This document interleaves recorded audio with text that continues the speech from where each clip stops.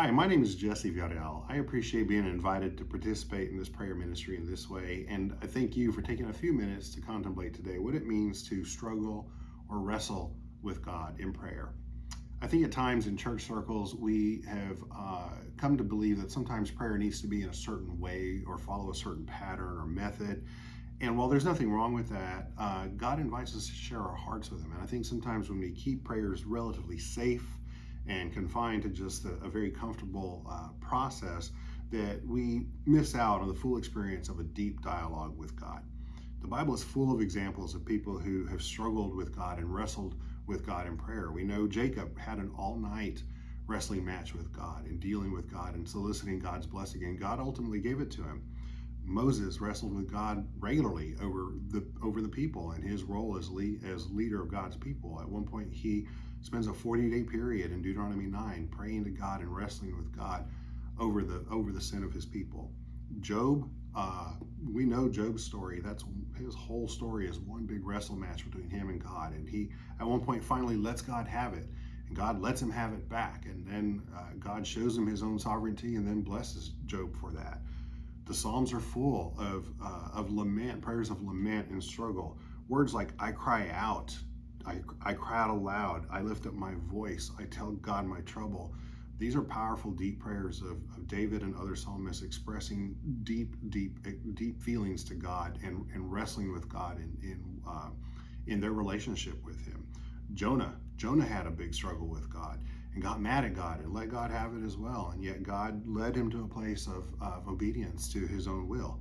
Habakkuk struggled with God too. Habakkuk had his idea of what was right and the way he thought it should be, and God had a different idea, and Habakkuk had words with God about that. And yet Habakkuk even closes at the end of that, and yet he offers rejoicing to God and he submits to God's will.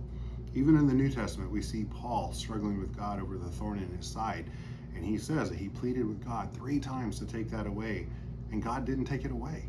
Yet Paul was able to use that thorn in his side to God's glory and to God's honor. And then ultimately, our prime example is Jesus. He pleaded with God in the Garden of Gethsemane, if there's any other way for this mission to be accomplished, let it be. But Jesus' prayer is ultimately, "And yet not my will, but thine be done, God."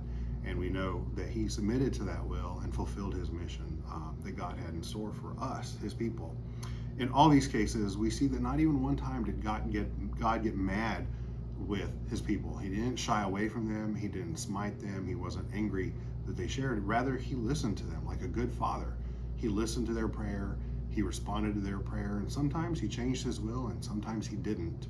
But nonetheless, he stayed present and engaged with people, challenging Him and wrestling with Him and struggling with Him, and led them to a place of understanding of His will.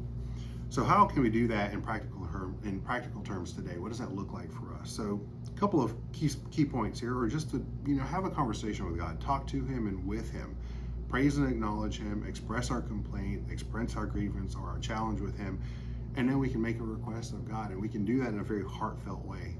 And then ask Him to show us His will. We can ask Him to reveal Himself to us. We need to acknowledge our weakness to Him and offer Him thanksgiving and praise and glory for the good that He has done in our lives and any good that He may choose to do in our lives in the future. And ultimately, when we really pour it all out to God, we need to watch and look and listen for His answer, for His will. We need to be able to perceive it, and then when we start to perceive His will, yield to that will, and ultimately rest in that will. So what does that look like practically? Like, that all sounds good on paper, but what does that look like in a practical sense? Well, in my life, in the last few years, as my prayer life has grown, a few things that I've done is I've really worked to find a private place to have prayers like this. These are not prayers that I have with other people or around the dinner table. These are not casual prayers that we just offer in our daily walk. These are heartfelt, deep prayers, and those need to happen sometimes in a private place, maybe a dark place where it's just me and God doing business. I want to encourage you to contemplate that for yourself. Don't wait for the right time to pray either. Sometimes you can't sleep. You're tossing and turning at night. Get up right then and there and go find that private place, that private time to have that prayer with God right then and there in the midst of that struggle. Don't worry about the right way to pray. There are no proper words. There's no perfect way to communicate with God. Just let Him have your heart. Share it all with Him and let Him reveal Himself to you. Don't hold back the emotion. Cry out when you need to. Several of these Psalms use words of audible communication to God. Try to communicate with Him audibly. Give it a go. It might be a little awkward at first, but you'll get used to it. And just share with Him out of your mouth what is in your heart.